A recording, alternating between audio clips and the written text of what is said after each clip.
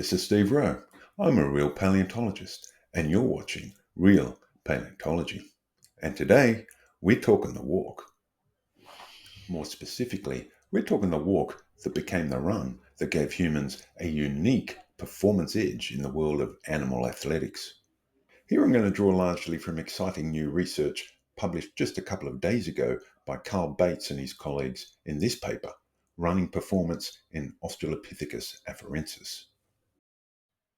Now, firstly, I have to say that I think the authors were seriously underselling their work with this rather mundane title.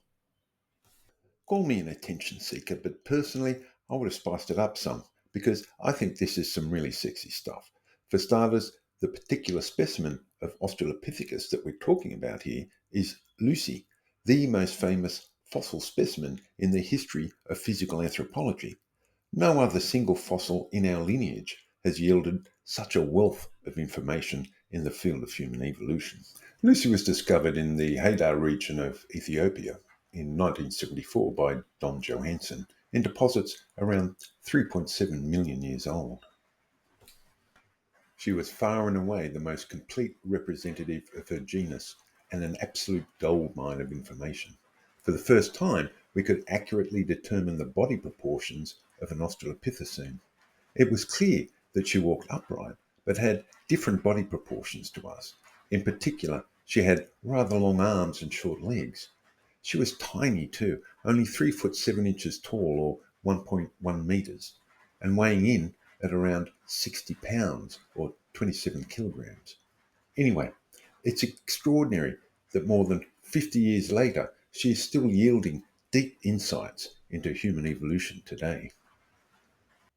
Anyway, so let's get into it. What did Bates and his mates do? Why did they do it? And what did they find that was such a big deal? Now, modern humans, of course, can easily be distinguished from other living apes by our ridiculously big brains and our ability to walk upright. But it's been clear for a long time that our ability to walk on two legs evolved long before our brains started getting bigger. It's also long been hypothesized that it wasn't just our ability to walk upright, i.e. bipedalism, that gave us the advantage. It was our ability to run. And not just run, but to run efficiently over long distances. In fact, we're talking endurance running at a level that perhaps no other animal on the planet can match. This is a concept central to the persistence hunting theory. Many researchers are convinced that a capacity to run prey down over distance was a key development in our evolution. I discussed this in a bit more detail in this earlier episode here. Anyway, the bottom line is pretty much everyone seems to agree that this capacity for endurance running was present by around 2 million years ago with Homo erectus. But what about Lucy and her kind? What Bates and mates wanted to know was, firstly, whether she could run at all. And if she could run, then how fast? How energetically expensive was it? And what were the key features that allowed her to do so? Also, what were the differences between Lucy and us? And there was one other big overriding question. Did the ability of modern humans to pretty much outrun any other animal over distance just randomly occur as an incidental byproduct of selection for efficient walking, or was it actively selected for? In short, did we evolve to run? If we did, then this would provide strong support for the persistence hunting hypothesis. So, how do they propose to answer these questions? Well, by building a model based on computerized tomography and then subjecting it to physics simulation and machine learning optimization, of course. Okay, before you doze off, I'll try and put that into plain English. They took a CT scan of Lucy and built a computer model from it. Then they got information on muscle and tendon dimensions from both living non-human apes and a modern human. With this information at hand, they basically rigged up different simulations. In some, they gave Lucy the muscles and tendons of a modern human, and in others, they gave her the muscles and tendons of non-human apes. What did they find? Well, before I get into it, may I be so bold as to gently lean on you to hit the like and subscribe buttons. It makes me feel wanted. You might even consider donating a few bucks using the thanks button. Anyway, back to the results. Bates and Mate's findings strongly suggested that Lucy could indeed run. However, she would have been no Olympic athlete on the track. On the other hand, I suspect she may have smashed the gymnastics venues. Rigged up with the muscles and tendons of a chimpanzee, she maxed out at a top speed of around 6.3 kilometres per hour, or 3.9 miles per hour. Even when she was equipped with modern human muscles and tendons, her maximum speed would have been around 15.3 kilometres per hour, or 9.5 miles per hour.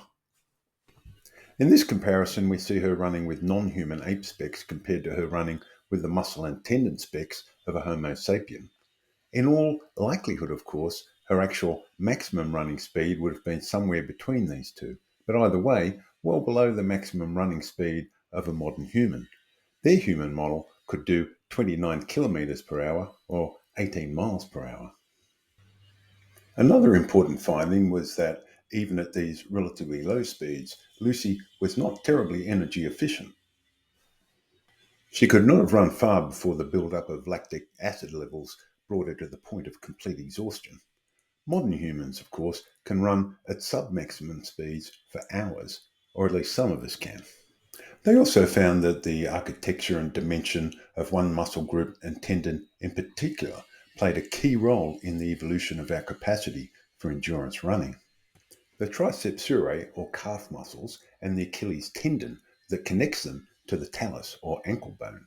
Bates and Mates argue that the longer muscles and Achilles tendon in modern humans provides much better efficiency through the storage of elastic energy. Of course, the animal best known for its locomotor efficiency and ability to store and release energy is the kangaroo. Large kangaroos, like the big red Macropus rufus here, are known to cover vast distances across arid and semi-arid Australia in search of greener pastures. However, according to Morin et al. Here in this recent 2024 paper, there are accounts of Indigenous Australians actually running down members of this genus. Whether these were, in fact, big red kangaroos isn't clear though. I digress here though with a bit of Aussie trivia. The real point that Morin and colleagues make in this paper is that there is a lot of information coming from widely dispersed Indigenous peoples of persistence hunting right up until modern times. Back to Lucy. Now, Bates and Mates come to a very important final conclusion.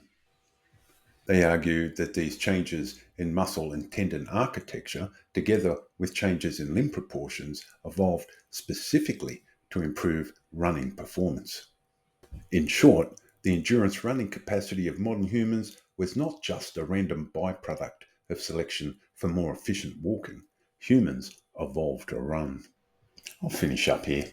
If you enjoyed this episode, go ahead, like and subscribe. You'll feel better for it. Either way, please enjoy the rest of your day or night.